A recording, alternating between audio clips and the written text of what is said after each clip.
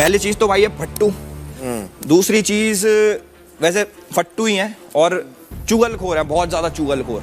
मतलब किसी एक के नहीं हो सकते, बोलेंगे नहीं। मतलब मैं मानता हूँ कि बैठे रहेंगे, ऑब्जर्व करते रहेंगे, आपस में चुगली करते रहेंगे और ये दिखाएंगे सब लोगों को कि मैं आपका दोस्त हूँ। जब आप सेल्फ रिस्पेक्ट नहीं है, मेन चीज ये सेल्फ रिस्पेक्ट नहीं है जो होनी चाहिए, हर इंसान में होनी चाहिए। जैसे कि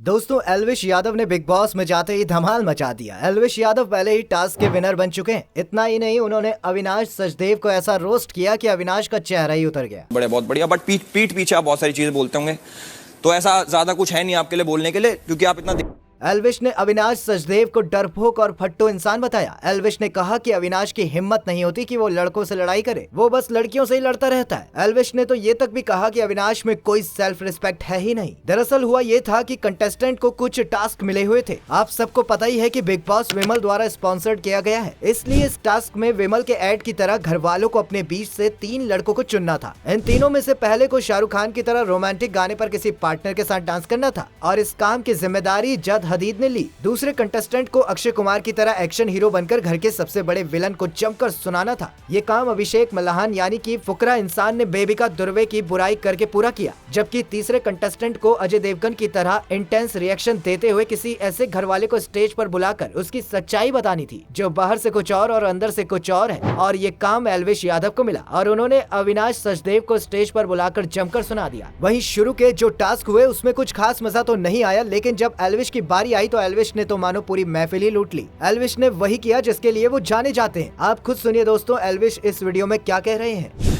एक अलग ग्रुप बना रखा है, एक ना 2-3 जनों का ग्रुप बना रखा है और उनको लगता है कि वो सबसे सुपीरियर है यहाँ पे, है ना। और भाई उनके लीडर है कि कभी इसके पास, कभी उधर, कभी उधर। उनमें से वैसे 4 हैं टोटल, एक बंदा ठीक है, 2 बचते हैं वो बराबर के फेक हैं, उनको भी पॉइंट आउट करने का बोलते तो कर। और उनको लगता है कि वो सबसे सुपीरियर है यहाँ पे। तो दोस्तों, जैसे ही एल्विश ने ये कहा कि अविनाश सचदेव घर में एक अलग ग्रुप बना के रख रहे हैं और ग्रुप में शामिल सारे लोग एक दूसरे की चुगली करते रहते हैं, इतना सुनते ही फलक नाराज हो गई। सबको बुला लेते हैं स्टेज पे, कान खराब है क्या? सुनाई नहीं देता तुम्हें? ऊंचा सुनाई देता है क्या? अच्छा, आप डॉक्टर हो, ठीक कर सकते हो आप।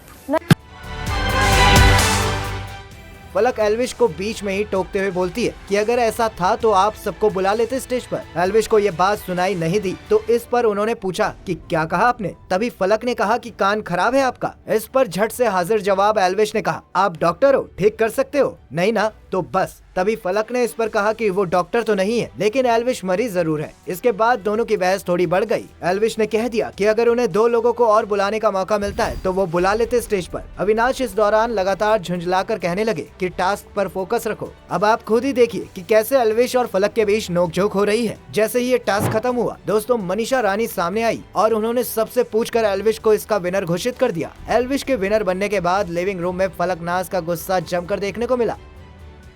तो दोस्तों, ये थे कुछ अपडेट्स जो आपको देना जरूरी था। वैसे आप किसको सपोर्ट कर रहे हैं इस बार बिग बॉस में, हमें कमेंट करके जरूर बताइएगा। बाकी वीडियो अगर पसंद आई हो तो इसे लाइक करिएगा, शेयर करिएगा। वहीं बिग बॉस के ऐसे और अपडेट्स पाने के लिए चैनल को सब्सक्राइब जरूर कर लीजिएगा। वहीं अगर आप हमारे फेसबुक पेज पर नए हैं तो जल्दी से फेसबुक पेज को लाइक कर दीजिएगा और साथ ही साथ जाते जाते फॉलो भी कर लीजिएगा।